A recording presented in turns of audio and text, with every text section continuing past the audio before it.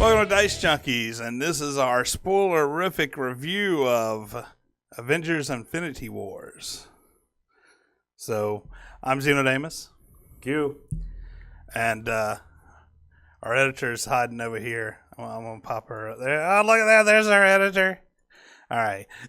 She's real. We have real. not been imagining it all this time. We all three went and watched Infinity Wars this morning, really early. And that's why Q's over here about to fall asleep. I'm still here. I did not fall asleep during the movie.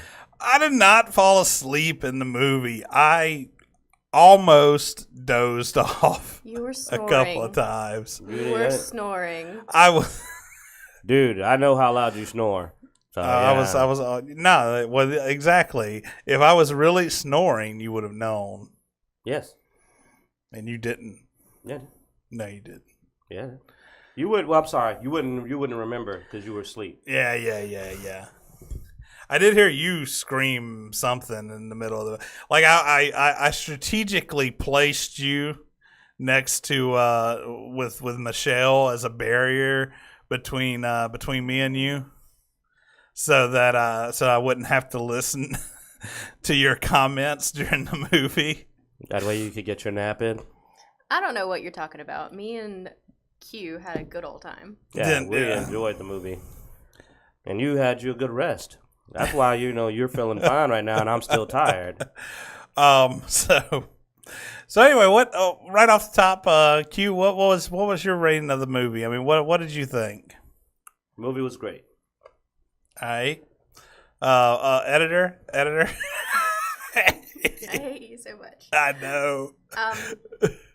I have a lot of feelings about it. I'm angry. I'm confused. I'm sad. I'm really happy. You should go see it. All right. So, see, there you go. And I thought it was a really well done story as far as the pacing and some of the comedy inserts. I was not 100% happy with the way that some of that was done. But overall, I thought the movie was really good. It did continue along the normal Marvel movie formula. So, and I think that's my problem with some of the humor is the Marvel movie formula. It's getting old. I mean, it's predictable, but we'll get into that. Overall, though, enjoyed the movie. Thought it was really good. So let's jump into specific parts. We have the movie starting off with the Asgardians, right where Thor Ragnarok left off is pretty much where the movie starts up. So, Q. I mean, that's the reason why I didn't go too much in depth at first. I wanted to, get our overall views out and then break the movie down. I'm not going to go through and do it like to the level of breaking the whole movie down scene for scene, but I mean, starts off where that left off. One thing is I got to admit that they kind of made the end of the last Thor movie completely a wash. Yeah. Because pretty much they go back and go, all right, they managed to save the Asgardians. Okay, they're all dead. Pretty much. Like, I think Thor's the only guy left. Yeah, man. Well, I mean, and that's questionable too, and I'll get into that in a second. Do you have any comments on the Asgardian part of the movie? I was a little disappointed that the Valkyrie wasn't in it. Yeah. She was a very major part in the Thor movie, and like she wasn't mentioned at all in this movie. Like they didn't even show her dead.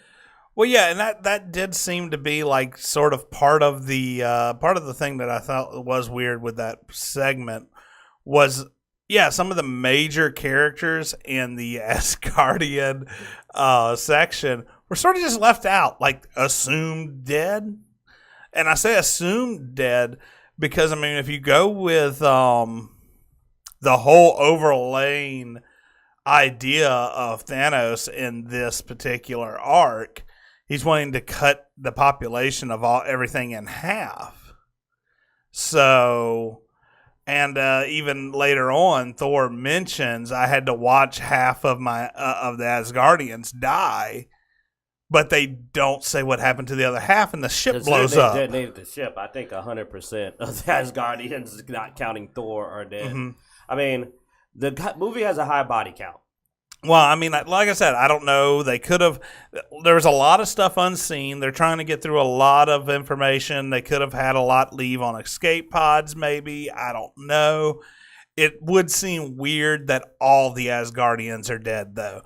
And the way that Thor spoke, it was almost as if half were still alive, but it didn't seem like, well, where is that other half, you know? So that was one of my questions and one of my concerns with the movie overall. But I mean, the movie did what it was supposed to do, which is they lost. You know, they said let's jump all the way to the end. I was sort of hoping we'd go through this segment by segment. How long do you want this video to be? That could take a while. There's a lot that happens. Well, I mean, one of the good things about the movie is they pack a lot into it. We can break it into segments. I mean, I think we can break it into segments and not be too bad, and also not jump all the way to the end. The Asgardian section was pretty good. A bunch of people died, and Thor lives. All right, so what happened after the Asgardians? Where did we end up after that? I was asleep. I don't remember. Earth. Doctor Strange. Doctor Strange encounters the Hulk. Well, Bruce Banner.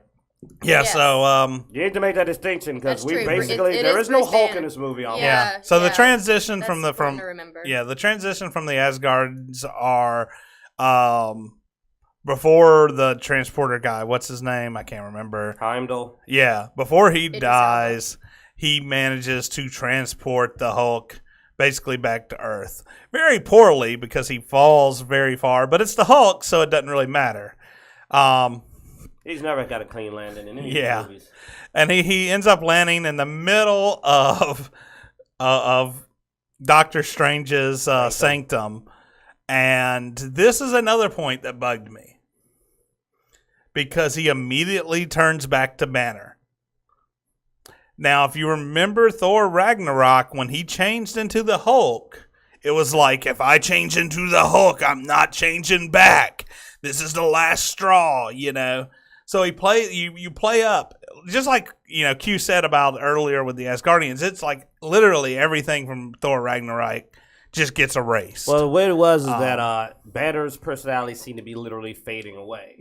Every time he was changing now, and after that last period, he's like, I'm having trouble being me. Like, it's like almost as if his personality was starting to literally disappear. Now, I have to admit, I don't know what the heck they're building up to with the Hulk refusing to come out. That was very weird. I have to admit, it annoyed me. Well, because I'm a huge Hulk fan, and I don't know what they were doing. Well, this was sort of the excuse I was trying to.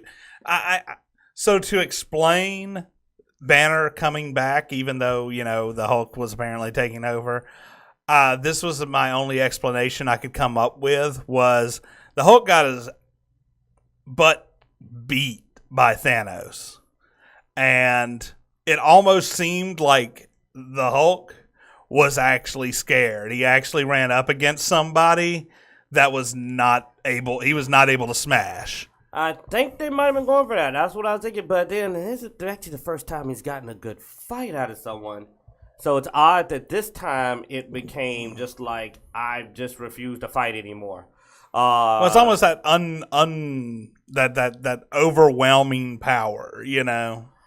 Well, actually, I got a whole thing where I'm going to go into that. I have my own little thing where I'm going to kind of rate the battles and see how accurate they were. There's some interesting things I noticed that I felt they did good about all the fight scenes, but that's going to be after we go through the sections. All right. You have anything on that? Well, I kind of agree with you in regards to the Hulk saying, F this, basically. You know, Banner and the Hulk are... They're two different personalities, and I think during Ragnarok, because he was the Hulk for so long, it was really difficult for Banner to take control over, and you know the Hulk likes staying out, and so he was under the impression that once I'm out, bitches. Yeah. And so after he did become the Hulk again, or once he changed back into Banner, the Hulk was not having it anymore. So I agree with you in that sense that he's kind of scared of Thanos a little bit. Yeah, the problem is that just that didn't serve the movie to me in any good way, especially because they wouldn't go into it. It's kind of like it was very irritating every time he tried to change and couldn't, that they didn't at least go ahead and establish that. Yeah. It felt like that was the only part to me that I felt like, okay, first time you can't change, you need to go the next time and say why. Nope, second time you can't change. Third time, and by the end, I'm just pissed off. I'm just like, okay. It could be a chance for Marvel to break out another Hulk movie. Well, Marvel can't do a Hulk movie. No. Because of rights and everything, they can have him as a supporting character in other people's movies, but they can't actually do a Hulk movie. Oh, who owns Hulk? That's sad because that would be a really I forget who actually did the Hulk movies, but somebody has movie rights, but but they ended up making some kind of deal where, okay, we'll use Hulk, but we won't make an exclusive movie for him. Well, that makes it even worse then, because it makes it a story that we're probably never going to see properly gone into. Yeah, I feel like because if they can't do a Hulk movie movie, they that. can't do anything but as a side story at best. And that's why it annoyed me, because I was kind of like, this feels like this needs more attention, and it's not going to get it. So I actually found something in the movie I didn't like now. That actually annoyed me. While Branner was amazing, though, I actually was very amused by his time on camera and thought he did well. We're not going to go into why. I was like, you kind of need to. This is kind of way too big to just kind of play this off. And just like, that is something we'll have to look at. No. You know what I'm saying? The stakes were too high. Yeah, no, I get what you're saying, definitely. All right, so then we go and we get introduced back to Spider-Man shows Iron. up. Well, first you get Iron Man, who is trying to You really procreate. gonna do this scene by scene. Well, no, I mean he's trying to procreate, and trying to procreate. what he was talking to Pepper about having a kid. He's trying to procreate. Hulk's having performance issues. It was just it was a weird scene. But anyway, so Spider-Man's young, so he did great. Yeah. He's in his prime. Yeah. I can't believe that He got. Oh, anyway, so anyway, we go into that. This is how we pull in Iron Man, and then stuff starts exploding, and that's where Spider-Man comes in. So now we've got Spider-Man, Doctor Strange, Iron Man, and Banner. Poorly performing. And performance anxiety Hulk. Is it ready to try again? Yeah. Doctor Strange. Let me speed this up, because if you're gonna do a scene, you got to go faster than that, man. Doctor Strange gets captured. Then Tony Stark. Well, I was trying to think of the next actual arc. Like, what's the next actual arc? I guess was the next actual arc. Like, Doctor Strange gets captured, and Iron Man, and unfortunately, on accident, Spider-Man both end up on the ship that is leaving to go to Titan. So that arc becomes its own. These guys are not going to meet the other people anymore. They're staying on their own story for the rest of the movie. Mm-hmm. Though they will. Well, okay, we'll get to that. What happens later. I did find this to be a point where they could have played off something cool, because we'll talk about this whole space arc. By the way, something in the Asgardian arc that happened is that they split the team. Thor, Rocket Raccoon, and Groot head off to go get Thor a new weapon, while Star-Lord and Gamora. We hadn't got to those characters yet. That happened at the beginning that happened in the Asgard arc. Yeah, but we were just going to go on this arc for a bit. It's kind of like three different arcs, and it's kind of got like a. So, you guys just recap the movie. This is why I was doing it, because you do it weird. So anyway, we've got the space arc now with Thor, or not Thor. Dang it, you got me thrown off. Iron Man, Spider-Man, Doctor Strange, and the Cape. Now this is. I just want to say I really want to see who played the Cape, because he was fucking funny. I don't know. I mean, I think that's all CGI. So. I want to believe that there was somebody in a green suit playing the Cape. Okay. No. I doubt it. I'm crushing your dreams now. Yeah. No. I thought this would have been an awesome time for the Cape to hop onto Spider-Man for a I bit. know, awesome callback Yeah. to those. And so I was issues. sort of disappointed by the fact that it did not. He did try to introduce himself to the Cape. Yeah, he did. He did his normal. And we haven't been formally introduced in Cape Yeah. Side. I will say, where I thought more of the humor would come from was Spider-Man, and I don't think he did as much humor as I was expecting coming from him. Like his comedic efforts through the battle did not really show up as much. I don't know. It was somewhat funny, but I mean, he also was somewhat serious. I mean, it was well done. I told you I loved the movie. I mean, the only thing that I didn't like about it, I just mentioned, was I kind of didn't like the banner art. I mean, I'm not talking bad about it. I'm just saying that I expected him to have more of his one-liners and whips. You know, Spider-Man did not seem to have as many of those as I was expecting. You know, especially with the comic book Spider-Man and how he always throws out all the one-liners. You know, It's probably because there were so many characters to have to deal with in general, and Yeah. everybody had to get a line in. True. Because when he did do his one-liners, they were pretty good. Yeah. Also, I think he was trying to be more serious. I got the feeling that and that's the thing, though. It didn't feel like it got left out as much as it felt like he was trying to be. Mm-hmm.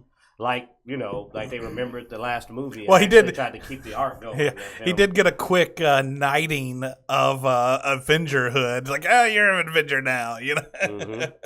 So maybe he was trying to play up the I'm an Avenger now. That's the feel I got for it. Yeah, that's a good way to look at it. I'll go with that. See, I mean, I'm bringing you down on some of the scenes. You bring me up. Well, we're gonna make all of our opinions undecisive by the end of this. So we got that arc, and but that I think that was good. And then we'll jump over now to so the ship blew up for the Asgardian. Thor gets thrown out into space, and lo and behold, who does he end up as a bug on their windshield to? But the Guardians of the Galaxy. So now we have Thor and Guardians of the Galaxy enter the picture.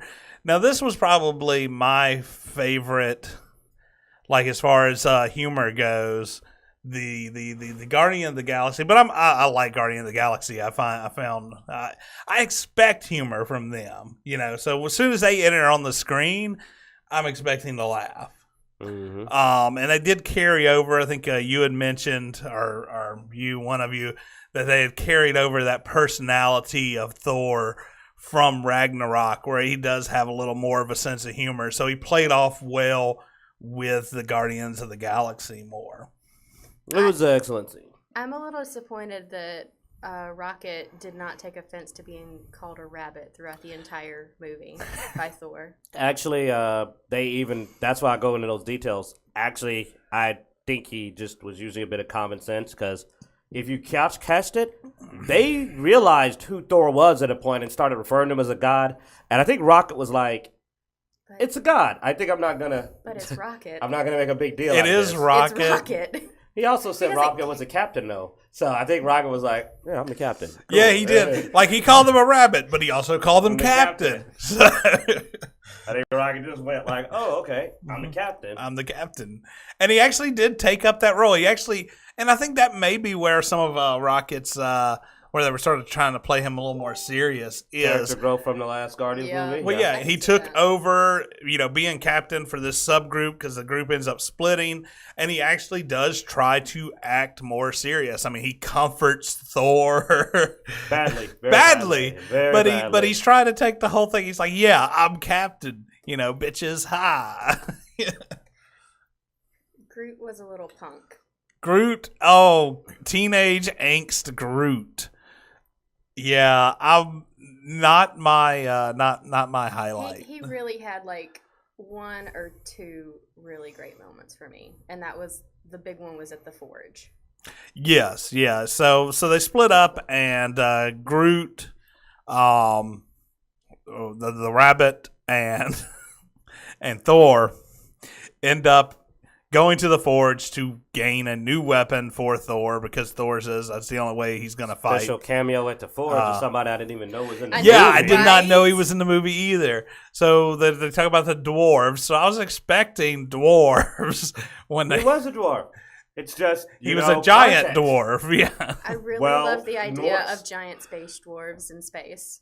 Yeah. Peter Dinklage in the movie. Go ahead and shout it. Oh yeah, no. And I mean, he's a dwarf, and he's got the proportions of a dwarf. The thing He's is, a though, is giant that this is based on Norse mythology, so the dwarves are like 10 feet tall. So Yeah. it's freaking awesome. I was like, okay, that had to be the coolest moment. The forge looked really good. Now that was the excellent forge, like with using the star, like for the heating and all that. Just the really dwarven gear, high tech gear style stuff. It was cool. Once again, another one where Thanos decided to wipe them all out instead of 50% to all but one. Yeah. There might be a planet of them. There may be a planet somewhere of them, and then maybe that was some But of that's this. another thing that I was going to bring up at the end is because I was talking with our editor about that, and I pointed out that a couple of things that happened at the end. I was like, that implies there's more than one of some of these individuals who I thought were individuals due to his whole. Oh yeah, especially when you get to the end, yeah, and we'll definitely talk about that more. Mm-hmm. But Thor gets his weapon. I did think it was cool that Groot donated the handle for the. There's a lot of the significance axe. to that because that gave the axe a living wood handle because Groot is a living tree. Yeah. So instead of it being a mere normal handle, you have essentially a piece of a living creature functioning as a handle. I think there's possibly some. I thought that kind of added to the old Norse style. This handle, was donated willingly and sacrificed by an actual. Yeah, no, that definitely could have some implications down the road. I don't know how. Like, I haven't really read much of Guardians of the Galaxy, so I don't know how they play up Groot. As far as But I know that several times they did act like he was a very ancient and honored race. So. Well, we'll see if that plays up or if that's just another thing that will get forgotten. Anything else on the Forge? Thor is definitely a god. Thor's definitely. He a star basically shot through him for several minutes and he survived. Oh yeah, no, I mean he is tough. No, that is true without a doubt. He is Odin's son, so may even be Odin now. I don't know. I mean, Yes. Oh, So- also, He's technically the All Father. yeah. in regards to that, Rocket also gives Thor an eyeball.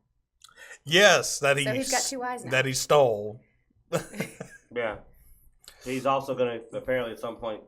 Oh wait, he's not gonna get to do that. Oh wait, well yeah, spoilers. Well, What? actually, we're doing spoilers, but man, he's Later not gonna on. get that arm, man. He really wanted that arm. Oh well, he may still. We may still. I noticed the arm disappeared. Oh, did the arm? Yeah, the arm- Everything okay. is- disappeared. I know. I was actually not remembered like the arm because I was like, dang Okay. it. Yeah, Wait. true. Let's wait till we get to that part. Yeah, we'll get there. So anyway, yeah, Thor gets his weapon, and then we go back to what? We're back on Earth, and Vision and Scarlet Witch are in Europe somewhere. Oh yeah, and they 'Cause they're looking they've for been the trying to stone. yeah. procreate. So Vision and Scarlet Witch are together. So this is the third group that gets introduced, and this is where Captain America, Without the porn stash. without the porn stash, Black Widow, Falcon, And Rhodey. well, War Machine. War Machine, yeah, he shows up a little later, but they show up, they get Vision and them, and then they end up going and meeting up with Rhodey at the Avengers headquarters. And they later move towards Wakanda. After they rescue Vision and Yeah, and go meet Yeah, no, War Machine. like I said, they Scarlet go Witch. and get Vision and them, and then they go meet War Machine at the little Avengers section, headquarters. the freaking people like God, the guys, the freaking council from Civil War, the politicians and the world leaders are freaking retarded. But I mean, hey, you go and watch Congress on C-SPAN or something, and that's not that far from. I have to believe that actually had something to do with that because they act like such absolute idiots that I was like furious. I mean, I looked at our editor and I was just like, are they kidding, man? Nobody could be this freaking dumb.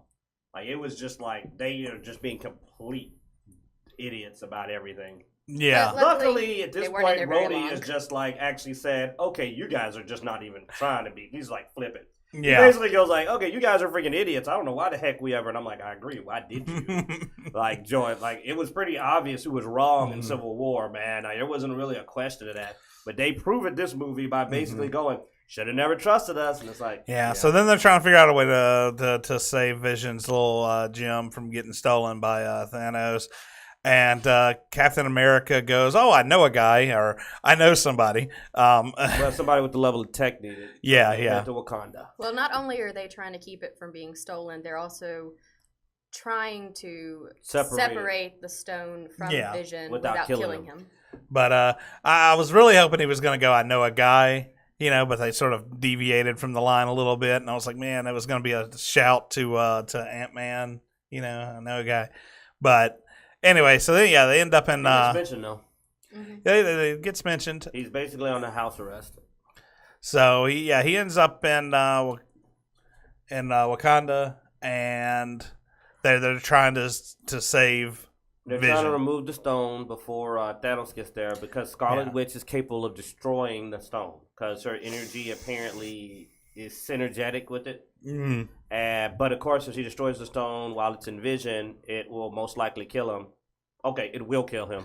Now that's a question. Now the whole synergetic thing with the stone, do you think that has something to do with why Vision likes her? Like, is it that synergy that is? I was going to point out that the fact that they basically they basically say that her powers are along the same concept. They work well with the mind gem, and there's a bit of a crossover there, which of course could actually mean that he's magnetically drawn to her. Yeah, that would be interesting. Now they do show her power level, and that they do a call out later where they basically go, "What the heck was she not down here fighting?" Yeah. She's protecting Vision. She goes full on Magneto, man. The war.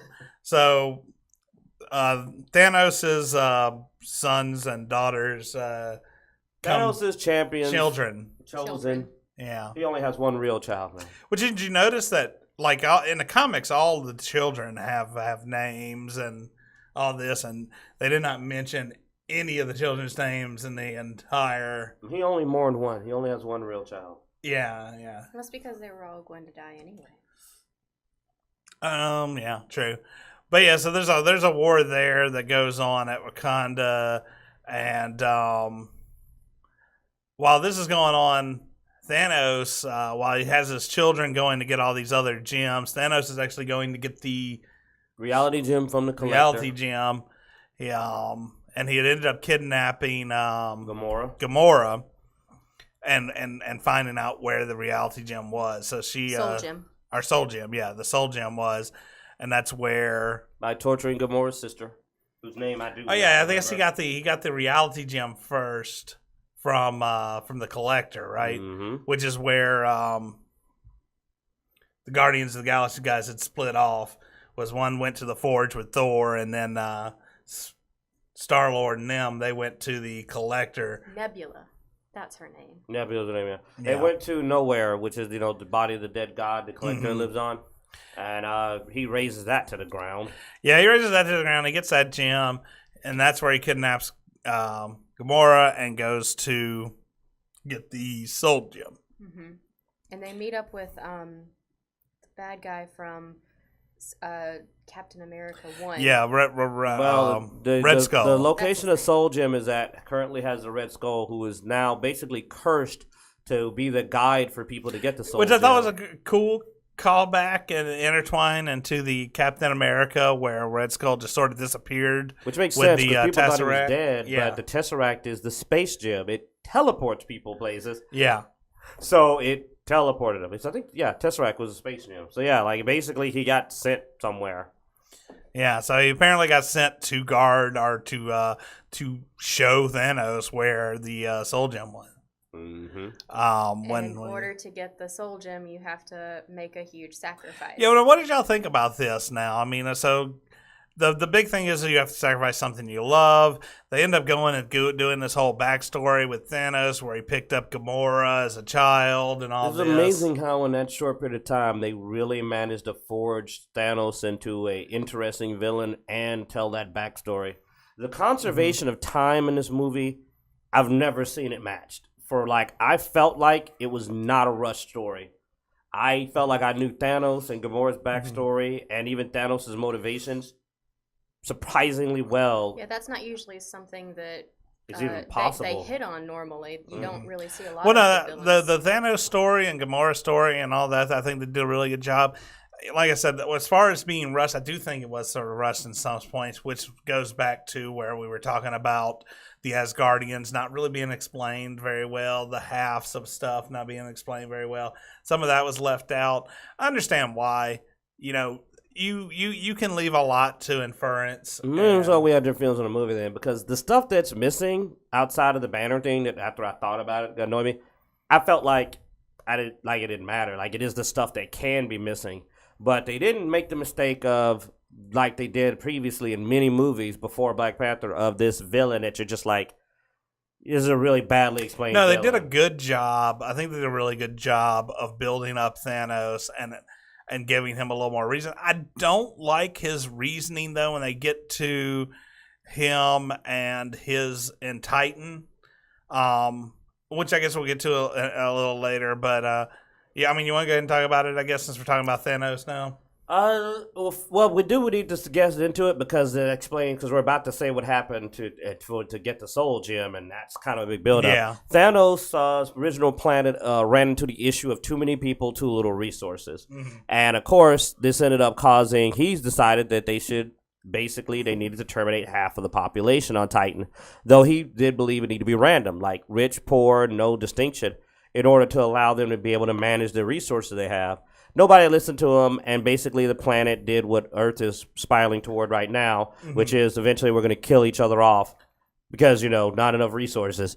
So he therefore decided that, that's the problem. He even actually gives an example of it working with Gamora's homeworld, saying, you thought I was a monster when I came there, I killed half your population, but right now it's a paradise.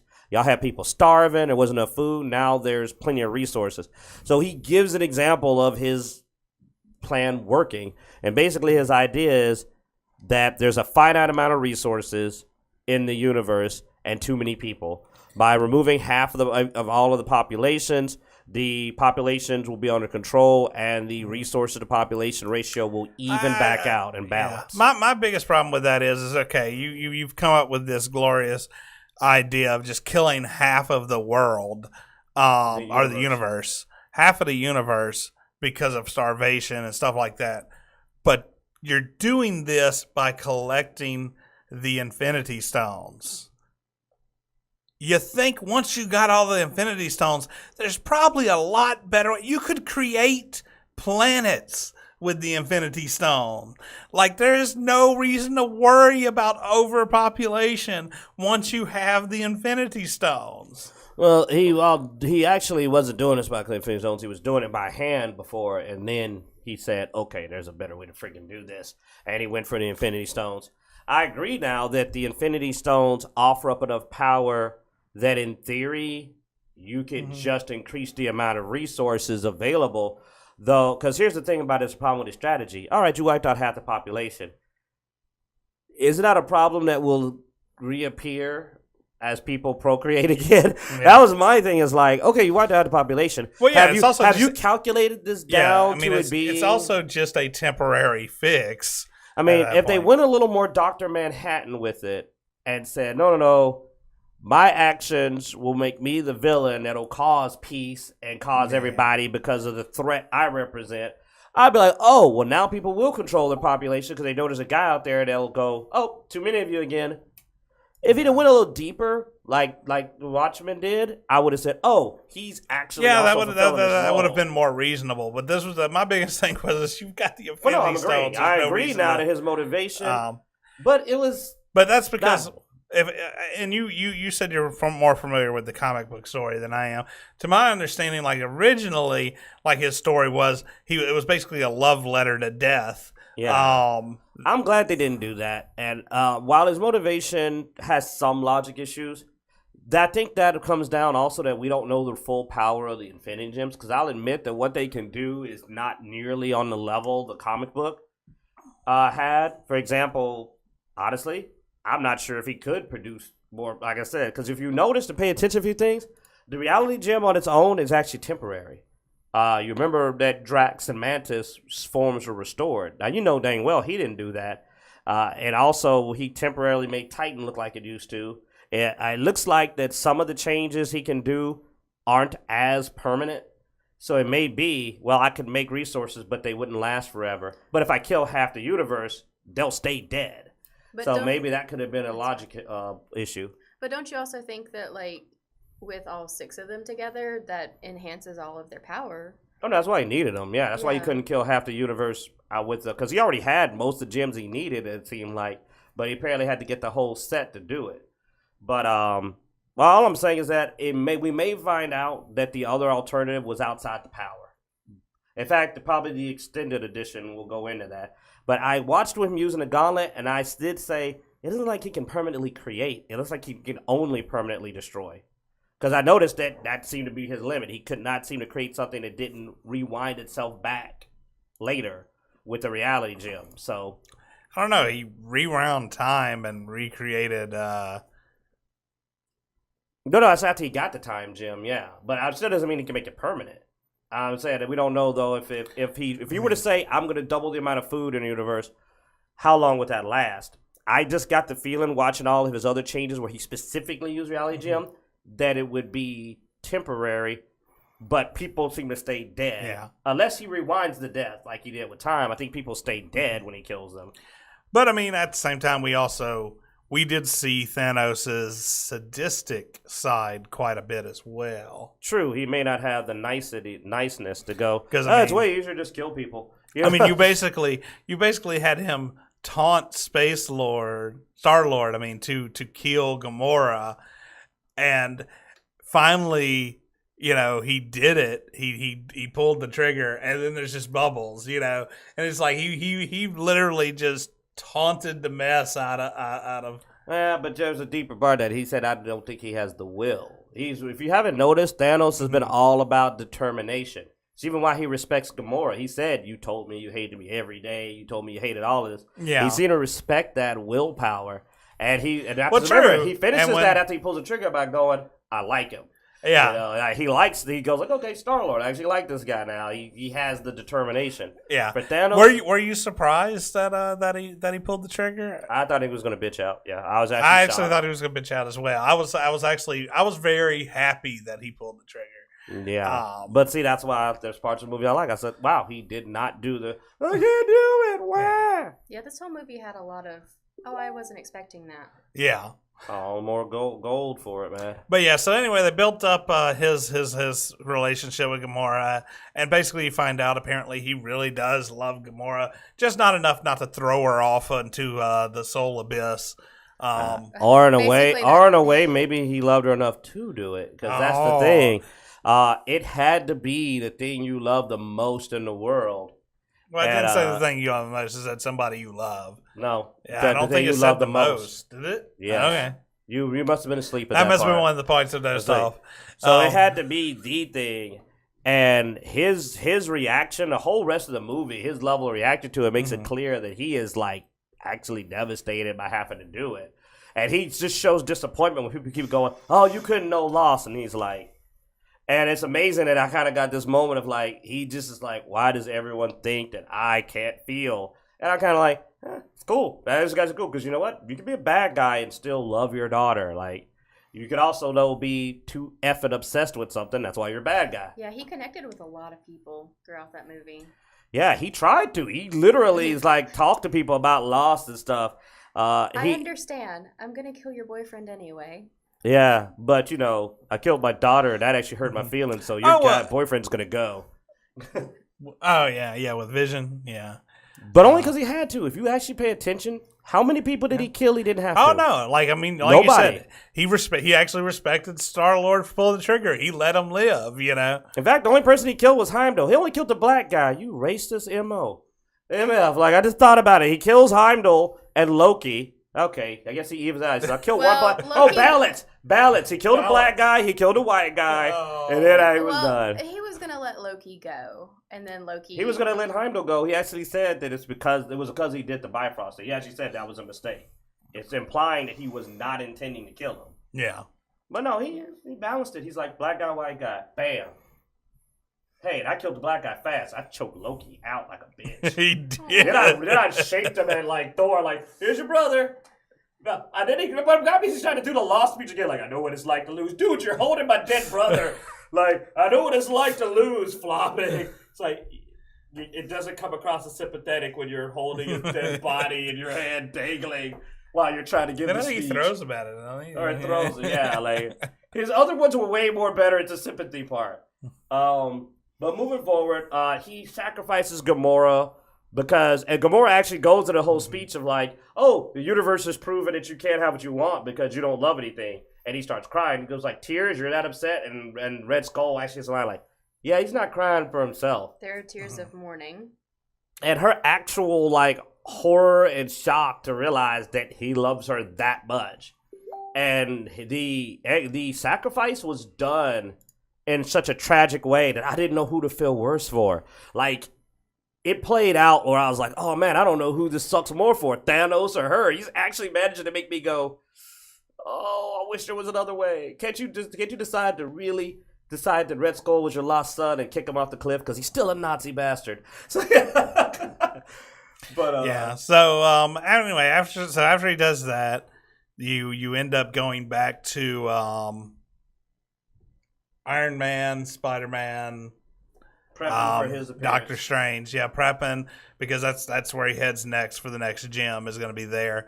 Best fight scene, by the way. Now, Doctor Strange, man, Doctor Strange, he's leveled up. He's leveled up a lot. I'm gonna give y'all a breakdown on that too, on the power levels of the movie, because there's several things that would make a rookie not realize how strong certain people were. But I was paying attention. You're going to like it. It's going to be about 5 or 10 minutes, but it's going to be cool. But, we're here, man. Well, there's still because we haven't finished the last fight scene because it goes through each one of the Thanos fights specifically. So, Doctor Strange has leveled up. He goes and he's using the time gem, which we've saw in his previous movie, and goes through and pretty much looks through the odds, and it's like a 1 in 14 million chance of beating them, and so they're going to try to simulate that one, and which is why I think that like everything that happened was in his plans. No, I definitely believe that everything in this movie happened the way that Doctor Strange is intending it to happen. Or at least as far as what he was able to manipulate in that amount of time that he was there. Mm-hmm. But yeah, so he comes up, so he discusses the plan with everybody.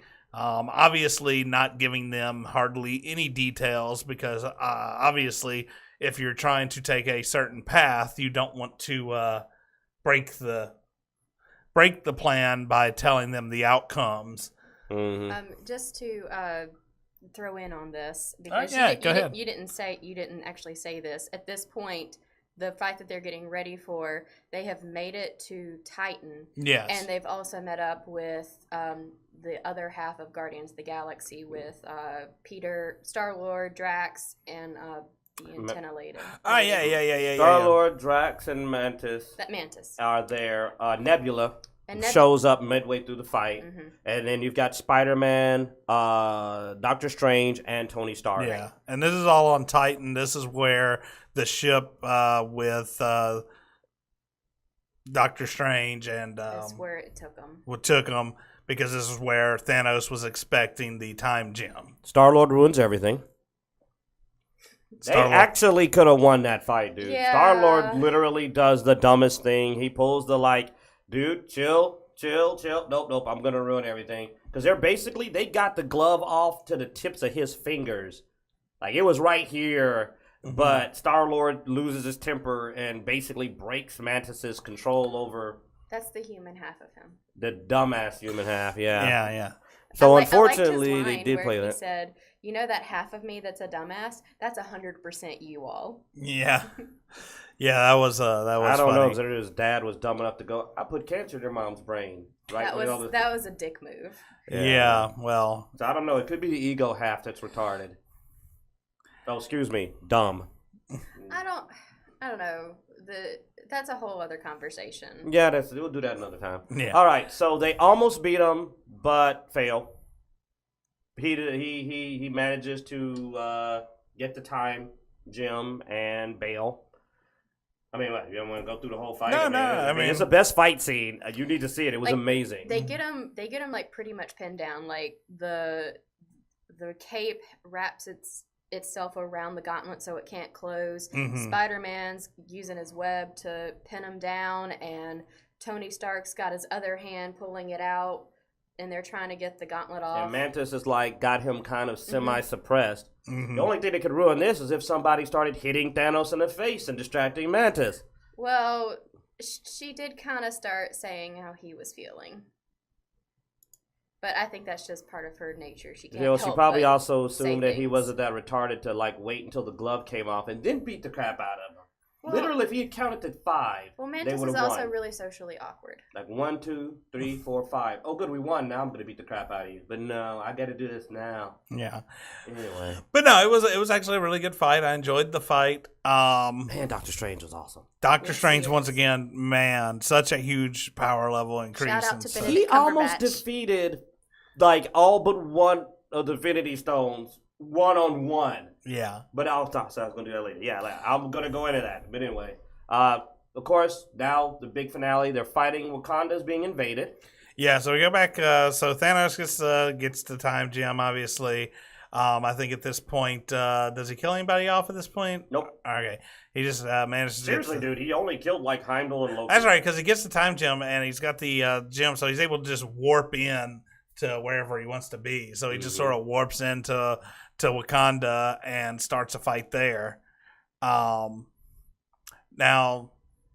was this pre or post? When did Thor? They came in mid-battle. Mid-battle. Wakanda. Okay, but I mean, did Thor come before Thanos or? Yeah. Okay, yeah. It came in well before Thanos. Wow, you must have been asleep on that part too. Well, Well, no, I was just trying to get my it timing was right. kind of broken up a little bit. Like, they get to the forge and they talk about how to get it started, and then I think it jumps. I think it went back a little too far. And then it goes back to Wakanda them gets starting it invaded. up. They start getting overwhelmed, and then Thor swoops in. That's yeah. Thor swoops in when they start getting overwhelmed, and then he's Thanos, wrecking it. Yeah. Oh yeah. Well, yeah. Thor's wrecking it. I mean, Scarlet Witch, I think, came in and started wrecking it. Oh yeah. And it's actually the tides are turning at that point, but then Thanos shows up. And pretty much does the equivalent of walks across the field, and by the time he's done, it's over.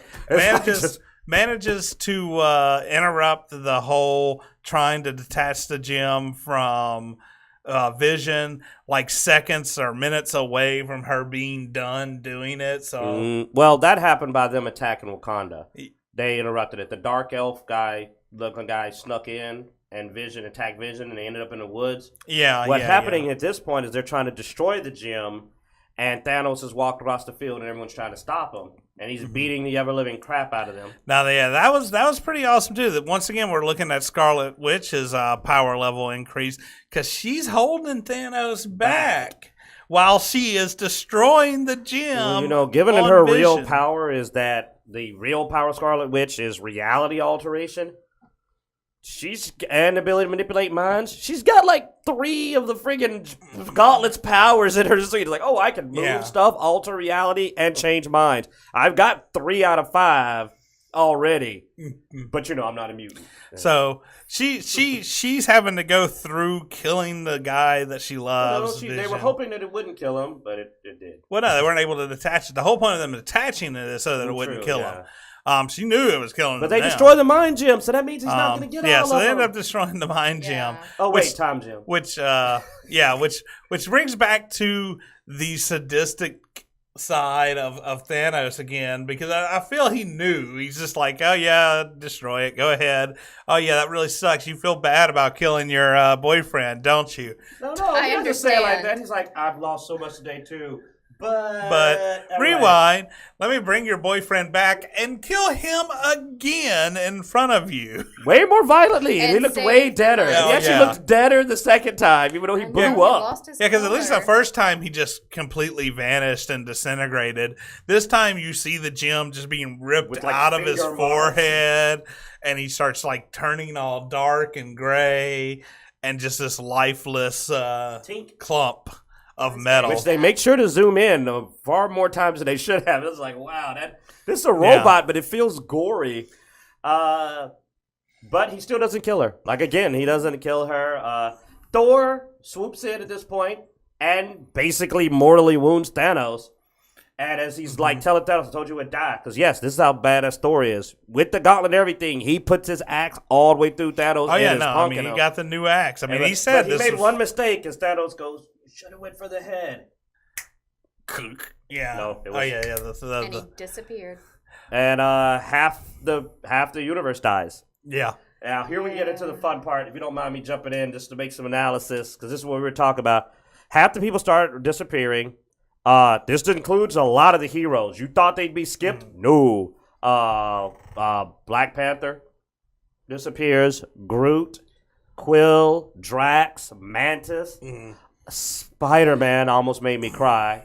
Because unfortunately his took a little longer and got... And Doctor Strange, who I really thought was not going to be one of them. I know. Like, we're left with barely anybody. Like I said, Groot threw us off because I looked at our editor and said, oh, there must be two of them.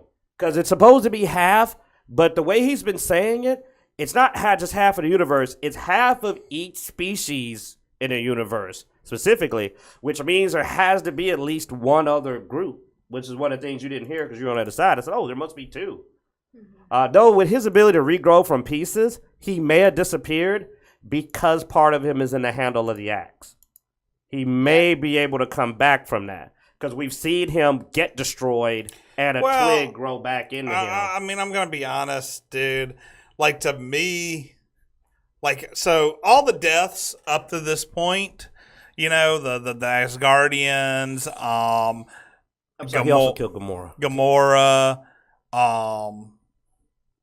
Vision, you know, all those are the ones to me that it's like, all right, that happened, you know, that has less of a chance of being rewound. All the stuff done by the Gauntlet, I'm expecting that to all be undone. Yeah. Scarlet Witch also disappeared. Yeah, But all the heroes that just disappeared because of the snap of the fingers of the Gauntlet, to me, that's just, oh well, whatever. And if you notice, what did I say a moment ago? That it seems like the reality gem's effects could be undone or temporary. I agree. One of the things I noticed about, because that looked like the reality gem's effect. The way, if you paid attention to when he would do the scene switches with the reality gem, it's the same way their bodies faded away. It's that same kind of burn ash cover. So I said, okay, he killed them by basically using the other gems to reach everybody, count the people. I think what it is, Space Gem to reach the whole universe. Mind Gem to tally who's out there. Basically, it's the program, like a computer, for it to program it. Power Gem to get enough force to get to everybody. Soul Gem to be able to kill them and detect all the lives that he needed to reach. And then I believe that time and reality were what actually were used to erase the people.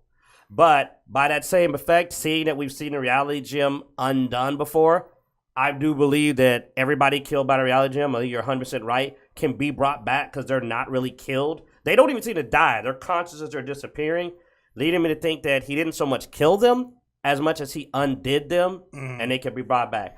Unfortunately, the people that were outright killed are dead, so I think Gamora is probably just dead. Well, Gamora's iffy because of the whole the soul. She was thing. sacrificed to Yeah. the Soul Gem, and the Soul Gem specifically brings people back and can store souls. She Yeah. may be in the Soul Gem. Good So call. that one is iffy.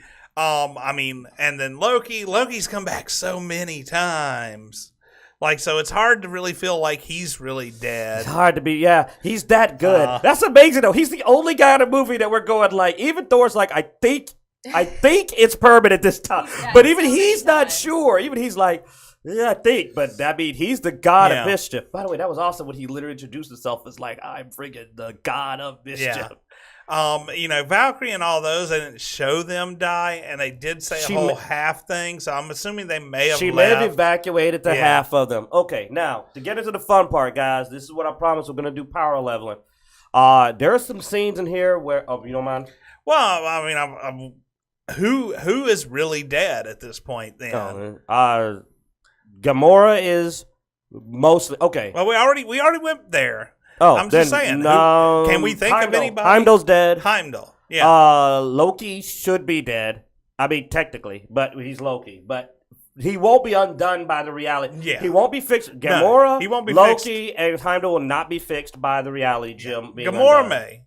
But not by the reality gem. That'll be the soul gem. I'm just saying it may be done all at once. Gamora could be done it all at once. Loki and those two, I see them. If they come back later. They don't have gem-related deaths. Yeah. That is true.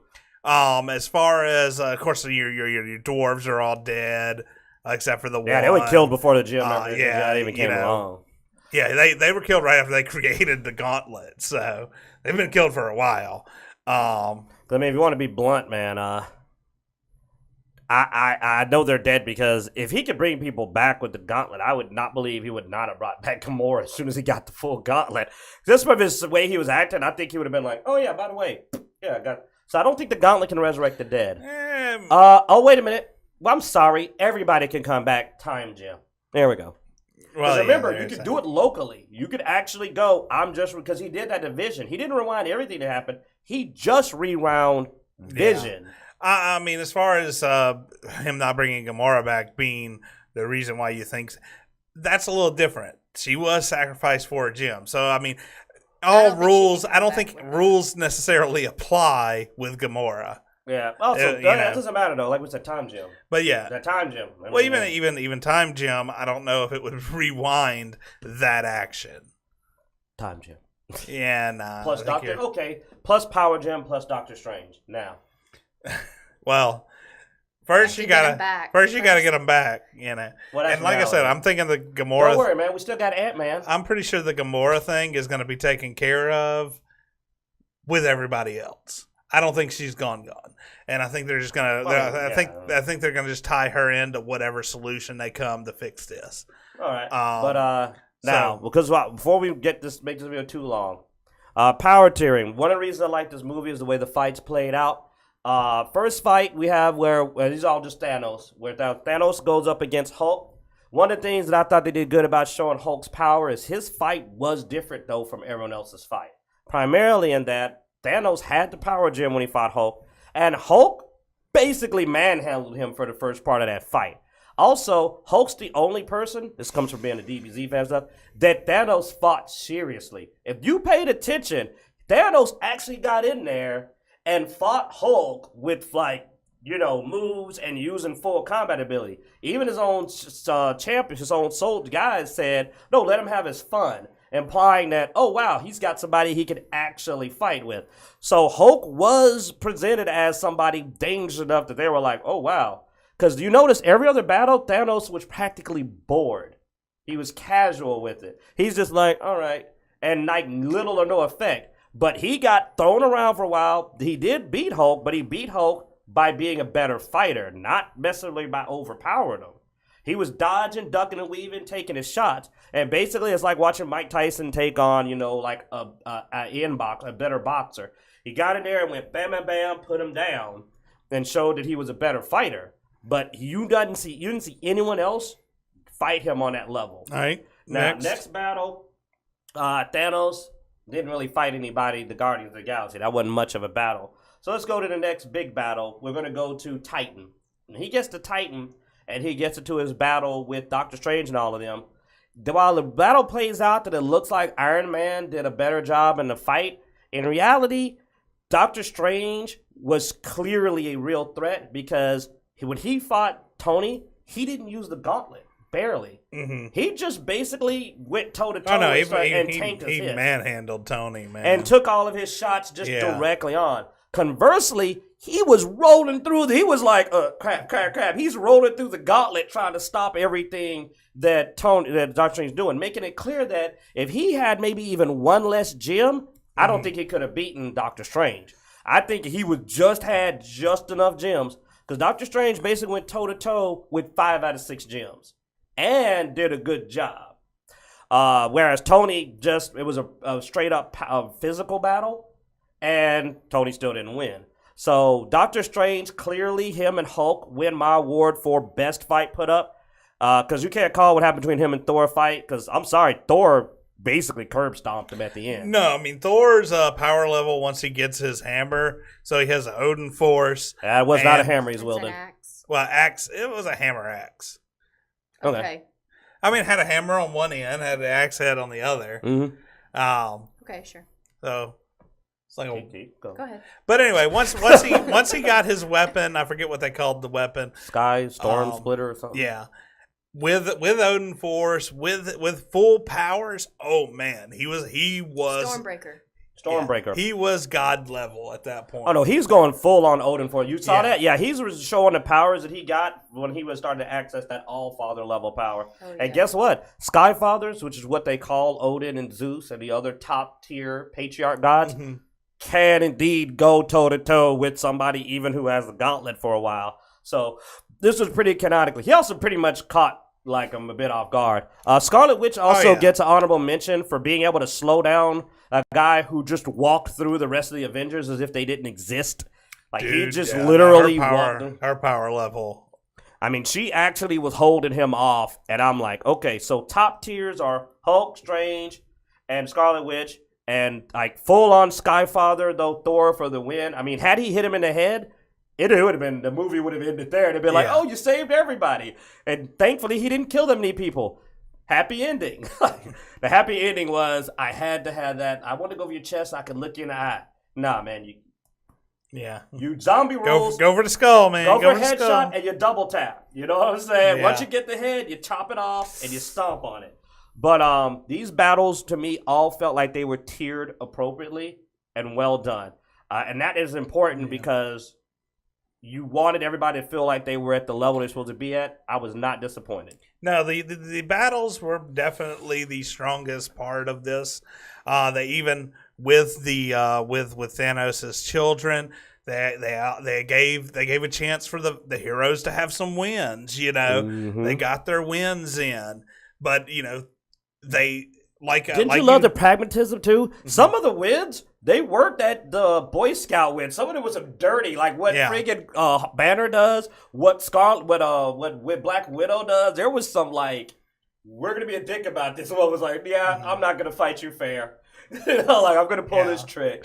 But I mean, and so you got your wins, you got your losses, and overall they ended it the only way it could have ended. And that was with that loss. That's Infinity War. You can't do it without that loss. And Stinger, Captain Marvel. That's all we'll say. Yeah. Stinger, Captain Marvel. They sent. At least that's what we thought the symbol looked like. It looked like Captain Marvel symbol. Yeah. So I'm assuming which she is a big part of the Infinity Wars. Her and Adam Warlock were a big part of the team up to win Infinity Wars. So I'm thinking. Ant-Man, Captain, I know y'all think I'm crazy, but Ant-Man with the ability to go microcosmic plus Captain Marvel plus Adam Warlock will be the ultimate. Yeah, because we had the Adam Warlock Stinger on Guardians of the Galaxy 2. I was really shocked that was not the Soul Stone that was being used to create him, man. It looked like there was an orange glow on top of his tank. I was really thought that was where that was going to be. Though, you know what? Given the time frame, we don't know how long Guardians of the Galaxy ended before this happened. We really don't know where it falls in the timeline. Yeah. Could be they the gem returned. Well, it could be the sacrifice required was made to make Adam Warlock, and then the gem left. Maybe. Because remember, you can't wield it anyway. No one can wield an Infinity Stone, so they probably couldn't keep it. Maybe. Because didn't it look like he summoned it from somewhere? Yeah, I don't know. Yeah, that is... He woke up with the Soul Stone. You don't know what happened after he killed Gamora. He literally blanked out and just woke up with it in his hand. and it looked like something happened in the sky. For all we know, he could have pulled it from there, and that's what happened. Because that was weird to me that they did not show him getting the Soul Stone at that location. He just woke up with it in his hand. So there still could be a tie between him and I don't know. We'll see. Oh, sorry. So, but that's basically it. As Zeno desired, we broke down the whole flipping movie. End result is the movie was good, not like the comics, in the sense that they went different directions. But ultimately, I will say this: don't expect to go to the movie and run out of it. It'd be just dark. It ends on a downer. It's a downer ending. That's what they call that. Mm-hmm. It is definitely a downer ending, but to me, worth it. You have any last comments? It was good. I enjoyed it. I'm still sad that Doctor Strange died. And Peter. Like I said, I don't count any of those. So still, I guess that's my biggest thing. Like a lot of people are wigging out about all the people that died, and I can't get that into it, I guess. But I enjoyed the movie. I thought some of the humor was misplaced, but overall, great story. I'm looking forward to how it finishes out. Now, quick, fun stuff. Do you think they're going to take this opportunity since several movies are going to happen before they come back to this? Do you think they're going to take a chance to drop Miles in there while Spider-Man's out? Have somebody fill in for the Friendly Neighborhood Spider-Man? No. They have the opportunity. Because I got a feeling it's going to be 3 or 4 movies before they resolve this. Nah. And they're going to need heroes in that time. I mean, there's already, if you look at their schedule, they already have too much stuff scheduled up, I think, for them not to finish this and probably either Ant-Man or Captain Marvel. Oh, man. I didn't think they'd get his own movie, but I thought he might be a drop-in. Because, I mean, look at Ant-Man 2. They're going to introduce, 3 other people during that movie. Remember, we looked down the name list, and it's like they're going to introduce several other heroes. I think that's going to be a pattern of new heroes. I don't know how the timeline's going to go. Because, Ant-Man 2 seems to be dealing with their own stuff.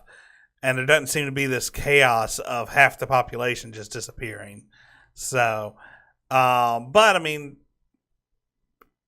trailers can be deceiving. So, we'll see. I figure they're going to try to tie this up as quickly as possible. There's no way they'd show it in the trailer before the movie came, before the Avengers movie played. That'd have been a catastrophe. So I just think that it's another trailer obfuscation. But all right then. But there we go. So anyway, I guess that's all our opinions on this. Do you have any questions? Let us know in the comments below. And what did you think? Tell us. We hope you enjoyed this. Be sure to share, like, subscribe, and all that good stuff. And thanks for watching.